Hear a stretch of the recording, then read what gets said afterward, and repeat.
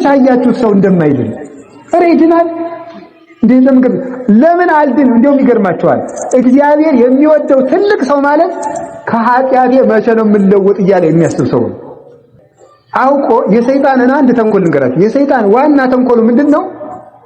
ተስፋ የምናደርጋቸውን አብነት የምናደርጋቸውን ሰዎች ሲያጠፉ እንድናያቸው ያደርጋል። ሲያጠፉ እኛ የእግዚአብሔር እግሮች ነን፣ አጋንንትን እንቀጠቅጣቸዋለን። በአጋንንት ላይ ስልጣን አለው። ማን ነው ያለው ካላችሁን፣ ካህናትም አላቸው፣ ምዕመኑም አለው። እየሰማችሁ ነው? አሁን አጋንንትን ማውጣት፣ አጋንንትን ማሳደድ ለተወሰኑ ለአንድ 5 ሰዎች ብቻ ኢትዮጵያ ውስጥ የተሰጠች መስል ድረስ ደርሷል። ሰይጣንን የሚገዙት ሰይጣንን መግዛት ወለተ ማርያምም አለ፣ ገብረ ማርያምም አለ። ሰይጣንን መግዛት ደግሞ ቁም ነገር ነው። ቁም ነገሩ ክርስቶስን መምሰል ነው። ክርስቶስን መምሰል በሉ ንገሩኝ እንጂ። ቆይ ጥያቄ፣ የንጉሥ ልጅ ምን ይባላል? ልዑል በሉ። የንጉሥ ልጅ ምን ትባላለች? ልዕልት በሉ እንጂ። እሺ፣ ከህዝቡ፣ ከሰራዊቱ፣ ከመኳንንቱ፣ ከመሳፍንቱ የንጉሥን ልጅ የማያከብር ማን ነው? ንገሩኝ እንጂ። በአገሪቱ ካለው ከሚተዳደረው ህዝብ የንጉሥን ልጅ የማያከብር ይገኛል እንዴ? ይሄ የምድር ንጉሥ ነው። የንጉሠ ነገሥት የእግዚአብሔር ልጆች ክርስቲያኖችን የማይፈራ ሰይጣን አለ? የለም። ክርስቲያን መሆን ስላቃተን ብቻ ነው። ክርስቲያን መሆን ስላቃተን ብቻ ነው እንጂ ስጋው ደግሞ ከተቀበላችሁ፣ ቤተ ክርስቲያን ተሳልማችሁ አስቀድሳችሁ ከኋላችሁ ንስሐ ከገባችሁ፣ በመስቀሉ ፍጹም ታምኖ ኑራችሁ በስመ አብ ወወልድ ወመንፈስ ቅዱስ ብላችሁ ጋኔን ይርቅልኛል፣ አጋንንት በእኔ ላይ ስልጣን የላቸውም ካላችሁ ሰይጣን በእናንተ ላይ ስልጣን የለውም። ወዳችሁ ከተገዛችሁ ደግሞ ያንከራተታችኋል። አንዳንድ ጊዜ እኮ እያስቀደሳችሁ አንድ ወንድ ወይም አንድ ሴት ብሎ ካፋቀው ምንም ያስጮኸኛው እናንተ ብሎ ይፈራል ሰው ማለት ነው። ሰይጣን ሊኖርብኝ ይችላል ለምንድን ነው የምትሉት? ሰይጣንን አለብኝ ማለት በራሱ ሰይጣን ሊኖርብኝ ያደርጋል ማለት። ሰይጣንን አለብኝ አትሉ፣ የለብኝም ነው ማለት። በሉ አሁን የለብኝም በሉ ሁላችሁ። የለም ብሎ ላጋን ፈርማችሁ ሁሉ የምትሰጡት ራሳችሁ እኔ የክርስቶስ ነኝ ነው ማለት። እንዲያውም ቅዱስ ጳውሎስ እንዲህ ነው ያለ፣ አኀዊነ ናስተበቅዋክሙ በሳይሉ እግዚአብሔር ከመትበሉ ኩልክሙ አሐደ ቃል። ወንድሞቻችሁ ሁላችሁም አንድ ቃል እንድትናገሩ እለምናችኋለሁ ይላል ቅዱስ ጳውሎስ። ሁላችሁም አንድ ቃል እንድትናገሩ እለምናችኋለሁ። ሶስተኛ ሁላችሁም አንድ ቃል እንድትናገሩ እለምናችኋለሁ። ምን አለ? አነ ዘክርስቶስ ይባላል ያ ቃል። እስኪ በሉ አነ ዘክርስቶስ በሉ። ድገሙት። ሶስተኛ አነ በሉ እስቲ ዘክርስቶስ ምን ማለት ነው? እኔ የክርስቶስ ነኝ ማለት ነው። እስኪ በሉ ሁላችሁ ጨምሩ። ሶስተኛ አዎ፣ እንደዚህ ነው ማለት ያለው። ስትተኙ ስትወጡ የፈለገ ኃጢአትም ስሩ፣ ሲሆን አትስሩ። እየሰራችሁም ቢሆን ግን የክርስቶስ ነው ይበሉ። ግድ የላችሁ እየሰራችሁ እየወደቃችሁም ቢሆን የክርስቶስ ነው ይበሉ እንጂ የጋኔን ነኝ አትበሉ። የክርስቶስ ነኝ ማለት ስትጀምሩ ስጋችሁም የክርስቶስን ሥራ መስራት ይጀምራል። ክርስቶስም ይረዳችኋል። ትቶኛለት አኀዊነ ኢንፈቅር ትኩኑ አብዳነ በእንተ መንፈስ ቅዱስ። ወንድሞቻችን ቆሮንቶስ 12 ላይ አንደኛ ቆሮንቶስ 12 ላይ ቅዱስ ጳውሎስ ይናገራል፣ ወንድሞቻችን ስለ መንፈስ ቅዱስ ሞኞች እንድትሆኑ አንፈቅድም። ስለ መንፈስ ቅዱስ ሞኞች አትሆኑ ማለት ምን ማለት ነው? መንፈስ ቅዱስ በእናንተ አድሮ እያለ ግን በእናንተ ላይ ታምር ሲሰራ ስላላያችሁት መንፈስ ቅዱስ ተለይቶኛል አትበሉ ይላል። የለመናችሁት ጥያቄ ስላልተመለሰላችሁ እኔ መንፈስ ቅዱስ ከኔ ጋር የለም አትበሉ። እግዚአብሔር ርቆኛል ማለት እግዚአብሔርን ያርቃል አላችሁ። አንድ ሰውዬ ነበር። መንፈስ ቅዱስ በምን ተመስሏል? በመጽሐፍ ቅዱስ በርግብ ተመስሏል። በምን? ርግብ አንድ ጠባይ አላት። ጠባይዋ ምንድነው? ጎጆዋን ቢያፈርሱባት ይቅርታ፣ ጫጩቶቿን ቢገሉባት ጎጆዋን ካላፈረሱባት አትጥለው አትሄድም። የዋህ ናት። ጫጩቶቿ ሙተውም የትገኛለች ከጎጆዋ። ጎጆው ከፈረሰ ግን አትኖርም። መንፈስ ቅዱስ በርግብ አምሳል የጥምቀት ዕለት የወረደው የፈለገ ኃጢአት ቢሰሩ ግንቡን ማፍረስ ማለት ግን መካድ ነው። የፈለገ ኃጢአት ቢሰሩ ካልካዱት ጨርሶ አይርቅም ይላል። ካልካዱት ምን አይደል አልኳችሁ? ጨርሶ አይርቅ ራቅ ብሎ ይጠብቀናል። ግን አብሮን ግን አይሆንም። ራቅ ብሎ በዚህ ይጠብቀናል ማለት ነው። ራቅ ብሎ ይጠብቀናል። እግዚአብሔር ተለይቶኛል አንበል። አንድ ሰው ነበረ መነኩሴ ነው እና ያ መቼስ ዲያብሎስ አያደርገው የለውም እኮ የአንድ የጣዖት ልጅ ሴት እንዲወድ አደረገው። መነኩሴው ሴት ናት እና ያችን ምን አለ ሄዶ ደግሞ አላፈረም። ሰይጣን እዚህ በኋላ ኃጢአትን በህሊና ካሰለጠነ በኋላ ሀፍረት ጭምር ነው የሚያሳጣ። አሁን መነኩሴ አጋቡ ቢል አያሳፍርም? እንደው ኮንግሩ ያሳፍራል አይደል? ግን ይሄንን ጭምር ያስረሳል ሰይጣን ተንኮሉ ማለት ወላ ሄዶ ልጅን አጋባኝ አለ። ልጅን አጋባኝ አለው። ቆይ እስቲ ጣዖቱን ልጠይቀው ብሎ አምላክ ልጠይቅ ብሎ አማስከረ። በጣዖቱ ላይ ያደረው ሰይጣን ምን አለ? ቆብን ጣልና ልስጥህ በለው አለ። ቆቡን ጣል። ቆቡን ሲጥል መንፈስ ቅዱስ በርግብ አምሳል ወጥቶ ራቅ ብሎ ተቀመጠ። ኋላ በል እንጂ ልጅቱን ስጠኝ አለው። አይ ፈጣሪው ጨርሶ ስላልተለየው ቆይ ጥቂት በለው አለ። ምን እንዲህ ነው እንዲክድ ማለት ካልካደ መንፈስ ቅዱስ ራቅ ብሎ ነው የተቀመጠ እንጂ ጥሎት አይደለም። ሃይማኖቱን ስላልካደ ማለት ኋላ 21 ቀን ጠበቀ አልሰጠው። ኋላ በ21 ቀኑ ምን አለ መሰላችሁ? ባዛራ አልስጠይት ቆይ በለዋል። ኤማ ከቆብ የመፈጣሪም ተጣልቸማ አይሆን ትቸዋለሁ ብሎ ቆቡን ብድግ አድርጎ ለብሶ ጸሎትን ጀመረ። እንደዚያ ብሎ እግዚአብሔር ማረ እያለ 21 ቀን ሲያለቅስ በ21ኛው ቀን መንፈስ ቅዱስ መጥቶ እንደገና በርግብ አምሳል ላይ ላይ ሰፈረበት። ስለዚህ ሚላል ተመልከቱ ድረ ልቡናው ጼው ፍቅራ ሀቲ ብሲት ለዘወፃ ረድ ሃይማኖት ዘማሃርክምው በእስራኤል መሃሩኒ ስላሴ ነገስት ይላል። የአንዲት ደራሲው ሲናገር የአንዲት ሴት ፍቅር ልቡናውን ከሰረቀው በኋላ ከሃይማኖት ሊናወጥ የነበረውን ረድ መነኩሴ ወጣኒ ጀማሪ መነኩሴ በ21 ቀን የማራችሁት ስላሴ እኔንም ማሩኝ ይላል። አሜን አትሉ? ሁላችንንም ይማረን። ስለዚህ እግዚአብሔር ትቶኛል አጋንንት እየተጫወተብኝ ነው እንደዚህ ፈጽሞ ማለት አይገባም። እግዚአብሔር በእኛ ታምር ካላደረገ እንዲህ ካላደረገ ብለን እግዚአብሔር ትቶኛል እንደማለት ያለ ነገር የለም እና እግዚአብሔር ከኛ ጋር ነው። በዚህ ደስ ይበላችሁ። እግዚአብሔር ሁሉ ጊዜም ከኛ ጋር ነው። ምንም ነገር ብንሆን እግዚአብሔር ከኛ ጋር ነው። ተከትሎን ይፈልገናል እንጂ ትቶን አያውቅም። እስከ ዘላለሙ ድረስ እግዚአብሔር ከኛ ጋር ይሁን። እግዚአብሔር ከኛ ጋር ይሁን።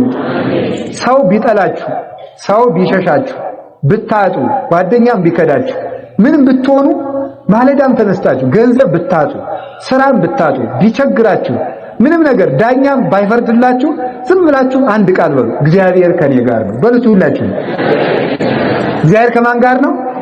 በቃ አማኑኤል የሚለው ቃል በጣም ግርም ነው የሚለኝ። እግዚአብሔር ከኛ ጋር ነው። በስጋዌ ይሄ የተስፋ ስሙ ነው። የክርስቶስ የተስፋ ስሙ ነው። ለኛ ተስፋ የሚሰጠን ነገር ነው።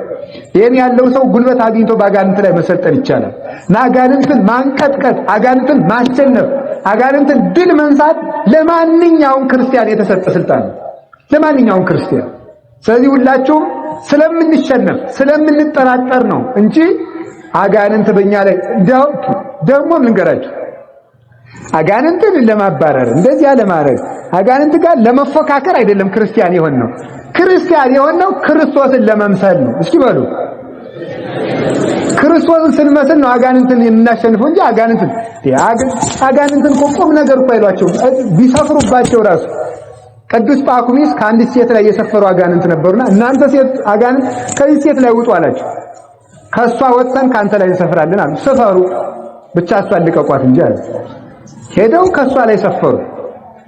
ዋራ መስገድ እነዚህን አጋንንት የሰጠኝ አምላክ ተመስገን እያለ መስገድ እንደው እኮ ግሩም። ሆዱን ይቆርጡታል፣ ራሱን ይፈልጡታል፣ በውጋት ይጎስሙታል፣ ያሰቃዩታል። እላዩ ላይ ሆኖ ተመስገን ጌታዬ አንድ ቀን እንኳን አታማርርም ማለት እኔ አላማርርም ተመስገን። እንደው ምን አማርራለሁ ተመስገን ነው እንጂ እናንተ ስጋዬን እየጎሰማችሁልኝ ነው አለ። እረ ከዚህ ሰውዬ ጋር አንኖርም፣ እዚህ ሰውዬ ማን ያድራል ብለው ቆዩ እንጂ ጥቂት አላቸው። አንተ ጋር ማን ይኖራል ብለው ተቃጥለው ጥለውት። ምክንያቱም ቢያማርር ኑሮ ይቆዩ ነበር። ስላመሰገኑ ሄዱ ማለት እና ሰይጣን እንደ ቁም ነገር ቀርቶ አሁን ሰው ባጋንንት ታስሯል። የእግዚአብሔርን ሕዝብ ለምን ነው ሞኝ የምትሆኑት? እናንተ ውድ የእግዚአብሔር ገንዘቦች ናችሁ። ባሪያው በአምሳሉ የፈጠራችሁ በደሙ የገዛችሁ ፍጡራን ናችሁ። ራሳችሁን በከንቱ አሳልፋችሁ ለሰይጣን አትሸጡ። አሁን ትውልዱን ጋኔን አስሮታል። ታስረናል።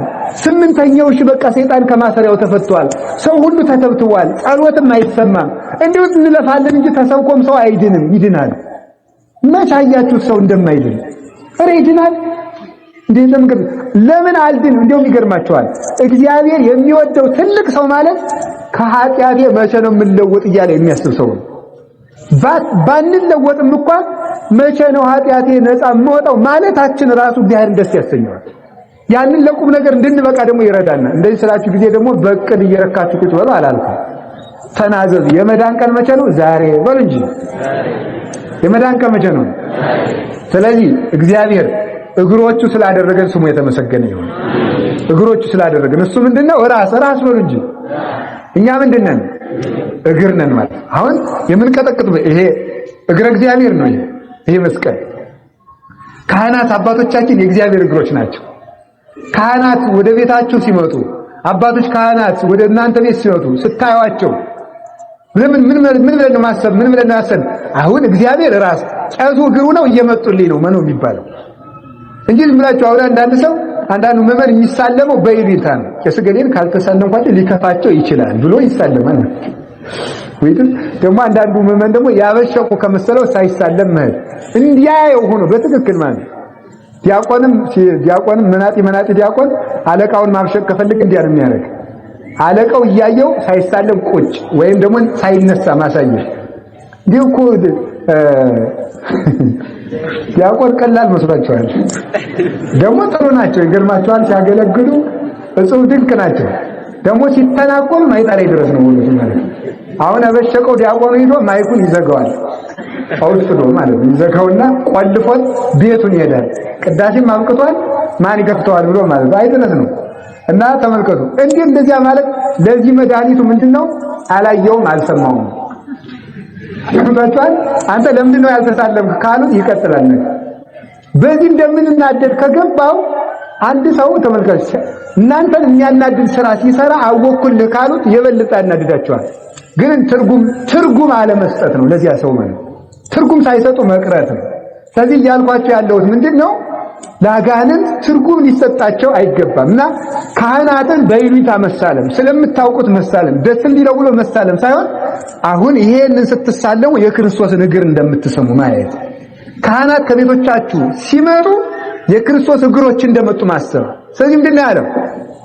ሄዳችሁ ከደረሳችሁበት ቤት ሰላም ለዚህ ቤት ይሁን በሉ። በገዳም የሚኖሩ መነኮሳት እኮ አንድ ወንበዴ አባ ዳንኤል የሚባል የታወቀ ባይታው የነበረ ቅዱስ እና ወንበዴው ሄደና ምን አደረገ መሰላችሁ? ከደናግል ከሴቶች ገዳም ሄዶ አባ ዳንኤል ነኝ ክፈቱልኝ ብሎ አንኳኳ። ገዳሙን ከፍተው አስገቡት። እነዚያ ደናግል መነኮሳት አባ ዳንኤል መጣልን ብለው እግረን ነው አጠቡት መስሏቸው ማለት ነው። እንደ አንድ አባ ዳንኤል አድርጎ ለብሶ ነው። ግን እሱ ሸፍታ ሕይወታቸውንም ወደ ሌላ አደጋ ሊያደርስ ሊሰርቅም ነው ሄደው። ሴቶች መነኮሳትን ሊያሰቃይ ነው ሄደው። አባ ዳንኤል መጣልን ብለው እነዚያ ደናግል በእምነት እግሩን አጠቡት። እግሩን አጣው እንዴ የአባ ዳንኤል እጣቢማ ውጭ አይደፋም ብለው ከታመመችው እማሆይ ላይ ሲደፉት ዳነች። በእውነት ማለት ሰውየው ግን ሽፍታ ነው። እነሱ ግን አባ ዳንኤል ነው ብለው ነው ያመኑት። እነዚህ ሰዎች ምን እያደረጉ ነው? እኔ እኮ ወንበዴ ነኝ አላቸው። እኔ ሽፍታ ነኝ ምን እያደረጋችሁ ነው አላቸው። የአባ ዳንኤልን አላልክም እኛ አባ ዳንኤል ስለመሰለ የእሳቸውን ግን እንዳጠብ ነው የቆጠሩ።